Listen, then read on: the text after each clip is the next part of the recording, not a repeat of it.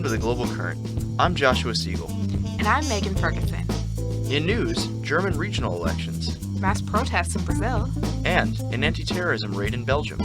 In analysis, Turkey's Kurdish conflict spills over into Syria. And China establishes a Maritime Judicial Center.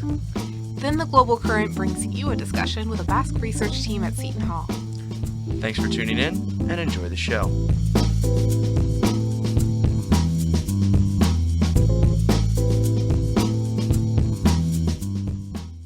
And now, Morgan Mount reports on German regional elections that saw a far-right party win a surprising share of the vote.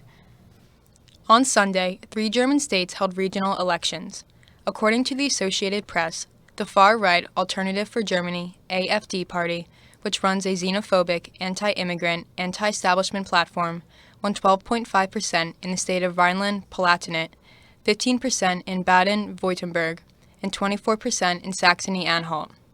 By contrast, German Chancellor Angela Merkel's center-right Christian Democrats and the center-left Social Democratic Party lost a sizable number of vote shares.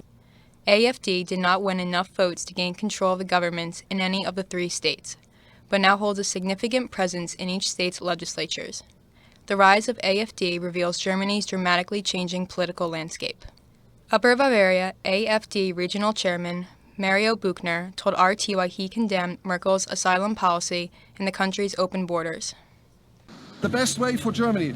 Well, it is hard to say, but right at the moment we need a strict policy. First of all, we need to close the borders. We need to have a total number of immigrants coming to Germany, and that's the first step we have to do. Closing the borders and taking care that those people that are here in Germany, we can take care that we are and they are all safe.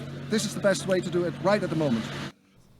According to The Economist, AfD was established 3 years ago as a fringe anti-EU party. Since November, polls reveal that AfD is Germany's 3rd most popular party in the nation. AfD has risen in popularity during the refugee crisis and increasing anti-immigrant sentiment. The core of the AfD's policy platform is to reverse Merkel's open migration and refugee policies. AfD leaders have proposed sealing Germany's borders from immigrants, limiting the right to asylum, and ending the EU's internal open borders policy. Reuters reports that in late January, the party's leader, Frauke Petry, urged German police to prevent illegal border crossings and, if necessary, to use firearms. This call to shoot migrants and refugees actually increased AfD's numbers at the polls. Now, there is discussion whether the BFV, the German equivalent of the FBI, should inspect the party to check its constitutionality, because the German constitution bans parties that seek to undermine or abolish the free democratic basic order. The New York Times reports that despite these results, Merkel has no reason to fear for her position, as she has no real competitors and the process of unseating a chancellor is complex. But Sunday's results showed considerable opposition to a refugee policy. Several countries in Europe have refused to accept refugees and have closed their borders to migrants, rejecting Merkel's plan for a unified approach for the displaced peoples. Merkel has refused to set limits on the inflow and has argued that Germany and some European countries can afford to shelter people fleeing war. The results of these 3 state elections suggest the German political landscape is shifting and becoming fragmented. This will make coalition building at the regional and federal level more difficult and make German politics less predictable. This is Morgan Mount for the Global Current. Up next, Karina Hendren reports on mass protests in Brazil against rumors that a corrupt former president would receive a cabinet position. On Sunday, March 13th, approximately 3 million people took to the streets of Brazil to protest the state of their government and economy. According to The Guardian, citizens gathered in all 26 Brazilian states as well as in the federal district which houses the Brazilian capital, Brasilia. The largest turnouts were seen in the major cities of São Paulo and Rio de Janeiro. According to the New York Times, this is the 5th time in the past year that mass protests have broken out against the leftist Workers' Party, which goes by the acronym PT. Though these rallies were on the decline, Sunday's protests were sparked by the recent investigation of former Brazilian President Luiz Inácio Lula da Silva. The New York Times reports that Lula has been subject to inquiries regarding a scandal involving the allotment of government contracts to construction companies. Lula has responded to these claims by maintaining his innocence and claiming that media outlets are biased against him. These accusations threaten current President Dilma Rousseff's already declining approval ratings. Many in Brazil call for the impeachment of Rousseff, Lula's protege, who has battled corruption accusations of her own throughout the past few years. Rousseff also occupies her office during Brazil's worst recession of the 21st century. According to The Guardian, some of the largest protests took place in the northeast of Brazil, which is notorious for supporting the PT. These protests encompass a more diverse following than in years past. Though still predominantly white, middle-class, and right-leaning, the increased diversity of the protesters demonstrates that the Brazilian population is discontent with Rousseff's regime. Claudia Brasilina, a house cleaner who traveled an hour to get to the protest, stated, "It's not just the rich. Everyone is suffering. Dilma is ruining the country. She has to go." A man interviewed by Reuters commented on the reasoning behind the current backlash. Our country's worst problem is corruption, and this here is a demonstration that population cannot bear any more corruption. We are here demonstrating in favor of Operation Car Wash, in favor of the investigations, judgments and sentences. We believe that justice must be done. No one is beyond the law. Everything must be taken forward and everyone must be judged and punished accordingly. On March 13th, the New York Times reported that President Rousseff was considering appointing former President Lula to her cabinet. The appointment would give Lula a special judicial standing that requires that any trial be conducted within Brazil's highest court. This special privilege allows senior government officials to avoid arrest and delays the trial process. On March 16th, according to Globo, the Brazilian government announced that former President Lula was nominated as the new chief of staff, replacing Jacques Wagner, who stepped down to fill another post. It remains to be seen how Lula's appointment will affect Brazilians' perception of government corruption. This is Karina Hendren for the Global Current. Next this morning, Gillian Lope reports on an anti-terrorism raid in Belgium, believed to be linked to last year's Paris attacks. On Tuesday, March 15th, a counter-terrorism raid took place in Belgium's capital of Brussels, reports France 24. The city remained on high alert during the police operation. The raid was linked to November's Islamic State terrorist attacks in Paris, where 130 people were killed.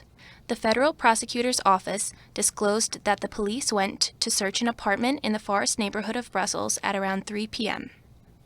CNN records that the police were immediately fired on as they entered a seemingly empty apartment. A suspect armed with an assault rifle was shot and killed outside the apartment. Even though the raid took place in Brussels, French police took part in Tuesday's operation. One of the 4 police officers wounded is a French policewoman. The prosecutor's office held a press conference on the shooting in Brussels. A team of 6 police officers were sent to the house, composed of 4 Belgian and 2 French officers. This mixed team is a result of the fact that the investigation is carried out by a joint investigation team composed of French and Belgian investigators. From the moment the door of the flat was opened, at least 2 persons armed with a riot gun and a Kalashnikov opened fire towards them. In the short but very intense shootout, 3 of the 6 officers suffered slight injuries, amongst which a French female police officer. BBC reports that the operation brought the city of Brussels to a standstill. Railway lines with high-speed trains to London and Paris were closed. Local schools and kindergartens were on lockdown. Even though the operation in the apartment is finished, the search for suspects continues. Since the November attacks, officials believe that they have identified most of the people involved in the assaults. The majority of the people that they believe to be suspects were either killed in the police raids or died in the terrorist attacks. A huge police presence remains in Brussels during the day and night, with helicopters patrolling the skies and heavily armed officers on the streets. NBC confirmed that on Wednesday, March 16th, officials identified the man who was shot dead was linked to the Paris terrorist attacks. An ISIS flag and an extremist manual were found during the raids. The suspect killed in the raid was identified as an Algerian national named Belgaid Mohammed. This is Gillian Lope reporting for the Global Current. Coming up next, Connor Breza analyzes the impact of Russian claims that Turkey has sent troops across the border into Syria to combat Kurdish rebels. As the latest round of peace talks between Syrian government and rebels continue in Geneva, the situation inside Syria's borders remains muddled. In an interview with Russian network REN TV broadcast on Sunday, Russian Foreign Minister Sergei Lavrov asserted that his government has evidence of Turkish forces engaging in what he describes as a creeping expansion along and across the Turkish border with Syria. German news source DW quotes Lavrov stating that in addition to Turkish tanks and armored vehicles, according to Russian government information, they are digging in a few hundred meters from a border inside Syria. This move follows Russian withdrawals from the region as well as preparation for the anticipated declaration of autonomy by the Kurdish minority population in the area. Historically, Turkey has actively prevented its Kurdish population from forming an autonomous state. However, with the aid of Russian airstrikes, the Kurdish forces in the region have made substantial territorial gains in Syria. According to Al Jazeera, the Kurdish people of the region now control roughly 250-mile expanse along the Turkish-Syrian border. Lavrov is quoted by DW commenting on Turkish policy on Syria and the Kurds. In his REN TV interview, Lavrov stated that, while demanding that Kurdish positions are not reinforced in Syria, Turkey has started to declare it has sovereign right to create some safety zones on Syrian territory.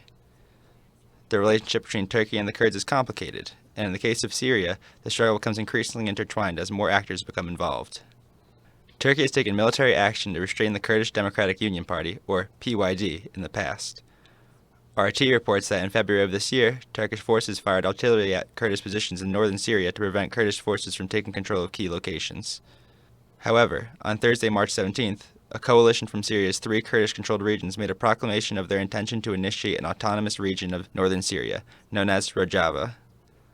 This announcement comes during the latest string of peace talks between the Syrian government and rebel forces, of which Kurdish representatives are not invited, and as Russian warplanes exit the country. Reuters quotes a Turkish official as saying, "Syria must remain as one, without being weakened, and the Syrian people must decide in the future in agreement and with a constitution. Every unilateral initiative will harm Syria's unity." The Turkish government fears that the establishment of a Kurdish federation with a shared border may initiate reactions among the country's own Kurdish population, with known examples of this occurring, such as the February 17th bombing in Ankara, orchestrated by the Kurdish separatists, which DW reports killed 28. As the peace talks as well as Kurdish hope for autonomy unfold, Turkey will be forced to address the potential creation of a new state sharing a direct border. The already beleaguered Syrian government, who share an adversarial relationship with the Turkish government, may actually find its interests aligned. With Russia and the U.S. maintaining such an active role in the internal politics of the Syrian civil war, their interests regarding Syria are set to become interconnected with their policies on Turkey and the Kurds. This interspersing of interests, especially with Russian willingness and capability to intervene militarily, will make the coming months very decisive in the ongoing Syrian peace process. This is Connor Breza reporting for the Global Current. And now, Bill Golba shares Vaughn Rogers' take on Taiwan elections and effects on cross-strait relations. China has had disagreements with its neighbors over sea and land territories in the South China Sea for years. Since China's recent rise to power, it has been flexing its military muscles and warning other countries away from the islands and out of the waters surrounding China. In response to these problems, China announced last Sunday that it plans to establish a Maritime Judicial Center to handle these disputes. According to the BBC, the top judge in the Chinese Supreme People's Court, Zhao Sheng, made the announcement, saying that part of China's national strategy was to make China a maritime power. Since China has rejected UN arbitration, the only recourse is to create its own system for solving disputes. Creating the Maritime Judicial Center isn't the only technique up China's sleeve. China has disputed claims in a court at The Hague, has run naval drills in disputed areas, verbally threatened planes traveling over disputed territory, and, perhaps the most extreme, built islands in the territories, as The Guardian and The Voice of America have reported. The Asia Maritime Transparency Initiative, a branch of the Center for Strategic and International Studies, specializes in tracking and monitoring the South China Sea disputes. It has identified a number of man-made islands that have been surfacing in the region. AMTI has mapped the continental shelf, the boundaries set by the United Nations Convention on the Law of the Sea, but one other element is important to this equation: the historical record. It was in the latter half of the 20th century that the Philippines, Vietnam, Japan, and other states really claimed the areas as their own during the creation of the UN Convention on the Law of the Sea. A document called the Map of the South China Sea Islands, better known as the 9-Dash Line, was inherited by the Chinese government from the Kuomintang, or the Nationalist Party, and forms the basis for China's claims of historical sovereignty over the region. In a way, the claim isn't wrong. China had been a tributary state for centuries, which means, like a fiefdom, it did at one point control or own the seas surrounding its neighbors. China would support and protect the rulers of these tributary states if they paid money and sent students to learn Chinese language and culture. During the Opium Wars, China lost territory until the country was thrown into political chaos. Today, China feels that these areas are still a part of their territory and want to protect it. Since China has begun to assert its territorial claims, the United States has involved itself in protecting its allies, notably the Philippines and Japan. Zach Cooper, a fellow at CSIS, talks briefly about why the U.S. is involved. Now, the Chinese have been building up a large number of Coast Guard ships, as high as 12,000-ton Coast Guard ships, which are incredibly large, larger even than U.S. destroyers. So these are large ships. They're going to change the balance of the Coast Guard capabilities in the region, and it's likely that the United States could get drawn in as this competition heats up.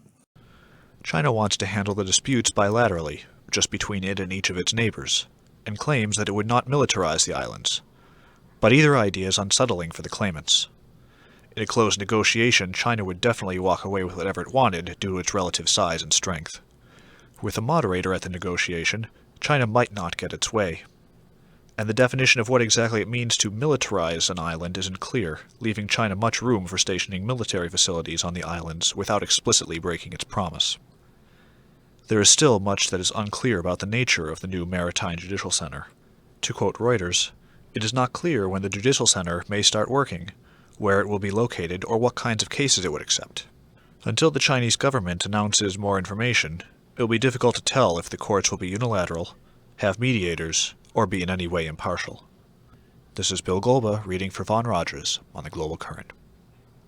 Finally this morning, Emily Livaday sits down with the Basque research team at Seton Hall University. Hello, Global Current listeners. I am here with two members of the Seton Hall Basque research team. I'm here with Thomas Hill and Paula Ordonez. Welcome. Thank you so much for being here. Thank you. I just wanted to start off asking you guys about what kind of research you guys are doing about the Basque country. One project that I'm working on is a project on memory, where we look at conflict and memory, looking at the Basque country and how people in the Basque country view a certain event, such as the Civil War. The Basque people view the Civil War differently than the Spanish people view the Civil War. So one thing to bring closure to people is to getting them to, have the same memory. Well, shared memories are important for closure.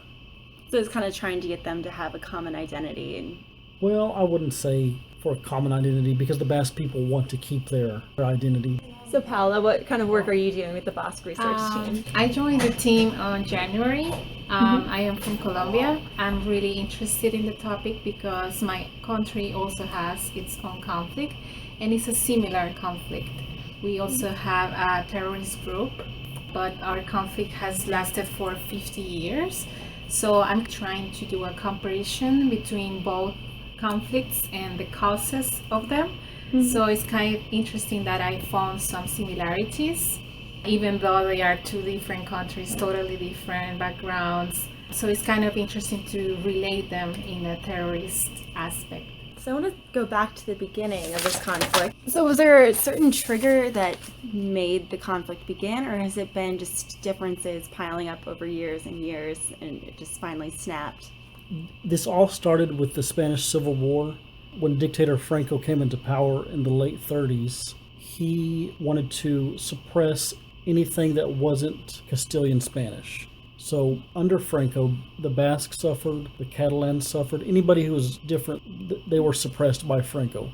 It was the Castilianization of Spain. That's what they called it. And individuals in the Basque country started pushing back against Franco because he was suppressing their language. He was pretty much suppressing their identity. And so ETA was formed in 1959. It turned into a terrorist group who wanted to combat the suppression of their culture and their ways of life. And then from there, it just spiraled out of control. Yes, the conflict, which lasted up until really 2011 when they started their ceasefire, the height of the conflict was probably in the 1970s when there were more people were killed at that time. ETA was bombing places all around Spain for attention for their cause. It's the longest conflict in Western Europe, longest lasting. And since it started, nearly 830 people have been killed. Like I mentioned, they had a ceasefire in 2011, and peace and conflict specialists are trying to push for that final peace, which would include ETA giving up their gun supplies, their caches of guns that they have hidden, in exchange for freeing political prisoners. So that's what brought them to the negotiation table, because the Spanish had prisoners? I think what really brought them to the negotiation table is what they're just ready to end the conflict. But the reason why it hasn't ended is because of all the Basque prisoners that are still in Spanish and French prisons. One of the biggest issues is that the prisons are not near the Basque country, so it's a hardship on the families. Are there any other places in Europe that the Spanish can look toward that can help them resolve this conflict and come up with a great solution? Representatives from the IRA have been in the Basque country. People who worked on the peace plans in Ireland have been to the Basque country to attempt to help them to end the conflict. And then you mentioned the similarities earlier with Colombia. Do you think Colombia can learn from the Basque country? Yes, actually the current president took a lot of different conflict histories to analyze them. He learned a lot from other experiences, and he's actually been successful to a peace agreement. So it's happening the same. They are in negotiations. I think it's a common issue there's two parties and the government is involved. There's always a need to have talks and have dialogues in order to make agreements. So what makes a Basque person different from the rest of Spain? What separates them? They are very proud of being Basque. They're proud of their country, they're proud of their heritage. They want to stay autonomous, but I don't know if they're really pushing for independence as much as they used to. We're joined by Professor Manolovic. She might like to say a few words. One of the most important identity markers for the Basque is the Basque language, which is a very difficult language.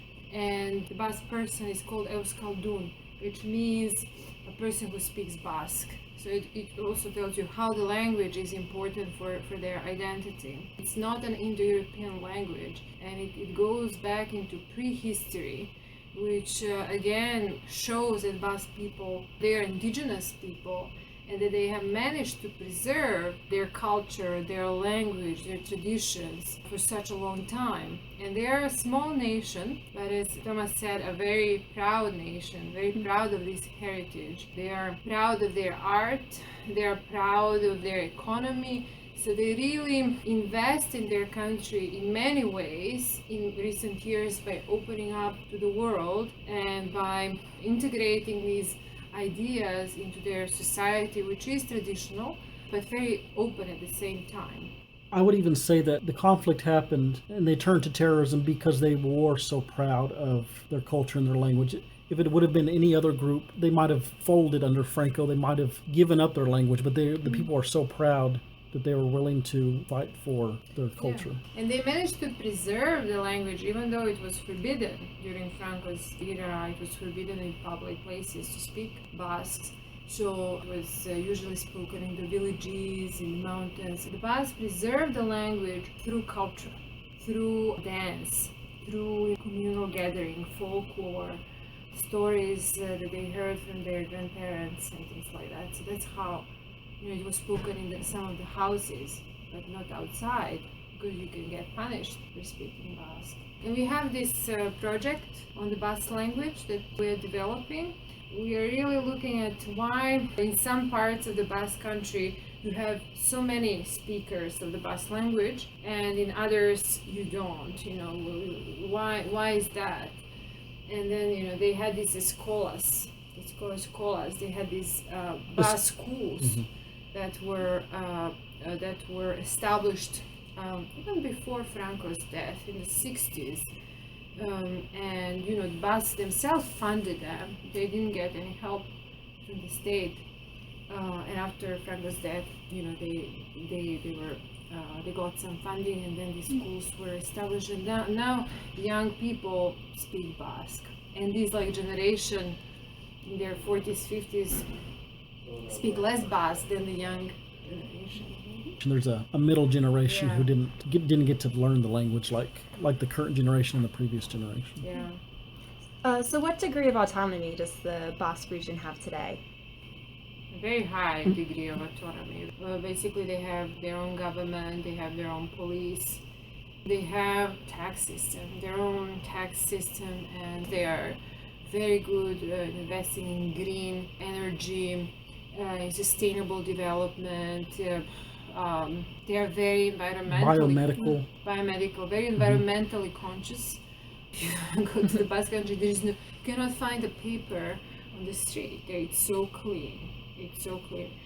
And they are also very good in preserving the natural environment. So if you go just outside Bilbao, you would see mountains, and there are sheep and cows, on the pastures.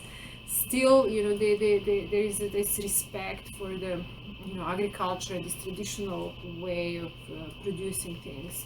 So it's amazing. They have very nice organic food too, very good cuisine. They have the sea, they have mountains. It's a very, very versatile place. Seems like they've done very well for themselves. And they know they've done well for themselves, and they want to replicate their model of success to other areas of Europe and I think South America too. They want to show people that they too can be successful if they follow the Basque model.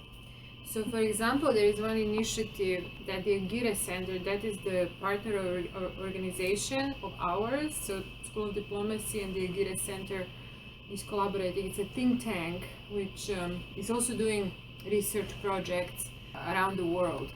So one project is Quechua language in, where is it? Peru. In Peru. Or the Andes, so it's Peru, Yes. Bolivia, and... So this Basque team from the Aguirre Center, they went to Peru and Colombia to present the model of language, of how the Basque language was preserved and basically resurrected. Because Quechua language is also almost at the extinction. Well, there is some kind of downward spiral, so they are losing speakers. So that's why the Basque are going there, and they are doing some kind of research project with the government to try to replicate the model in the Basque country, which was, successful in getting young people to learn Basque and resurrecting the language that was almost dying out. I think they want to make Quechua the second official languages in this country, like Basque is an official language in the Basque region. Basque and Spanish are... So for the Seton Hall's Basque research team, what's the future plan for you guys? What are you going to be working on next? So our following event is going to be in April.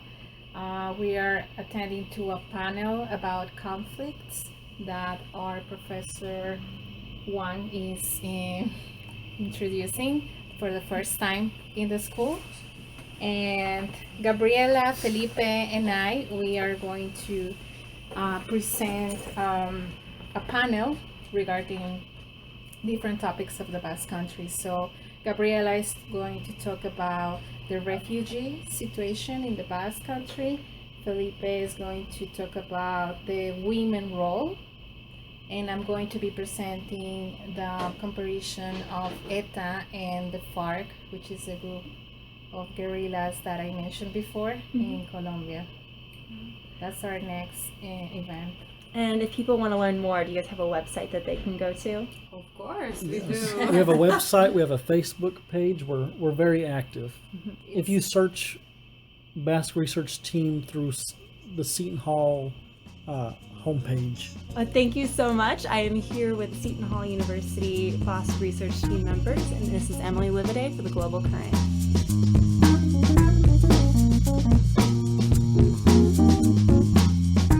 Thank you for tuning in to this week's episode of The Global Current. Follow us on Facebook, Twitter, and YouTube. I'm Megan Ferguson. And I'm Joshua Siegel. We'll see you next week.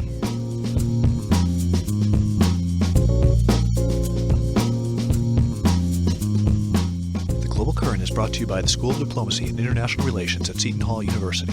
Our executive producer is Alicia Sharabali. Our associate producer is Bill Golda. Our news editor is John Jadot, and our analysis editor is Blythe Brady. Our interview segment is produced by Emily Livide. The The Global Current theme song is Acid Jazz by Kevin MacLeod. You've been listening to The Global Current on WSOU 89.5 FM, Seton Hall's Pirate Radio.